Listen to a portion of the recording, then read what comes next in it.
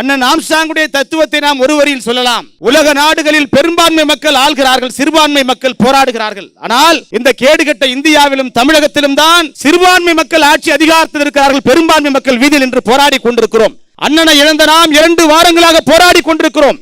ஏன் போராடி கொண்டிருக்கிறோம்? ஆட்சி அதிகாரம் நம்மிடம் இல்லை. அண்ணனை புதைப்பதற்கு இடுகாடு நம்மிடம் இல்லை. நம்முடைய சொந்த இடத்தில் நம்முடைய அண்ணனை புதைக்க முடியவில்லை. ஏனென்று கேட்டால் ஆட்சி அதிகாரம் நம்மிடம் இல்லை. ஆக அவர் முன்வைத்து எழுப்பிய கேள்விகள் தான் அவருக்கு அஞ்சலி செலுத்துவதற்கு ஏதுவான கேள்விகள். அவர் இங்கே நிலம் ஏன் எங்களிடம் இல்லை என்று கேள்வி எழுப்பினார், அதிகாரம் ஏன் இல்லை என்று கேள்வி எழுப்பினார், எங்களுக்கு ஒதுக்கப்பட்ட நிதி ஏன் சேரிக்கு வந்து சேரவில்லை என்று, வேலை வாய்ப்பு ஏன் அது சமுதாயத்துக்கு தரவில்லை என்று கேள்வி எழுப்பினார். ஆக இந்த கேள்விகளை தொடர்ந்து எழுப்புவதுதான் அவருக்கு அஞ்சலியாக இருக்கும். ஆக அடித்தட்டு மக்கள், அதிகாரத்திலிருந்து விலக்கப்பட்ட மக்கள், நிரந்தர ஆட்சியாளர் இருக்கக்கூடிய அதிகாரத்தில் இருக்கக்கூடியவர்கள் அதிகார கீழிறக்கம் செய்து ஆட்சி அதிகாரத்தில் அமர்த்துவதுதான் அண்ணன் ஆம்ஸ்ட்ராங்கிற்கு நாம் செலுத்தக்கூடிய அஞ்சலியாக இருக்கும்.